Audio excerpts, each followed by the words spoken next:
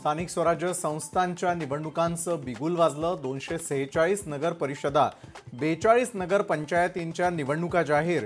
2 डिसेंबरला मतदान, 3 डिसेंबरला मतमोजणी होणार। दुबार मतदारांसंदर्भात निवडणूक आयोग अलर्टवर। दुबार मतदाराला एकाच ठिकाणी मतदान करता येणार। दुबार मतदारापुढे डबल स्टारचं चिन्ह केलं जाणार। सांगलीमधल्या इस्लामपूर शहराचं नाव आता ईश्वरपूर। महायुती सरकारचा मोठा निर्णय, शासनाकडून अधिसूचना जारी। स्थानिक स्वराज्य संस्थांच्या निवडणुकांना आव्हान देणाऱ्या 42 याचिकांपैकी पहिल्या 4 याचिका हायकोर्टानं फेटाळल्या। उर्वरित याचिकांवर गुरुवारी सुनावणी।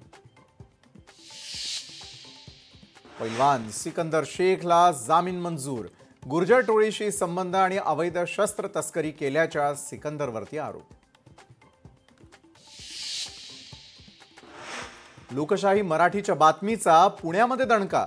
सकाळच्या सत्रात न सादर झालेल्या पुण्यातल्या उर्दू शाळेत वंदे मातरम समूहगीत अखेर दुपारी सादर। मुंबईला स्वच्छ ठेवणाऱ्या कचरा वेचकांचं आयुष्य धोक्यात। कचरा वेचक गाड्यांची दुरवस्था, गाड्यांचा अपघात झाल्यास जबाबदार कोण? पहा लोकशाही मराठीचा खास रिपोर्ट।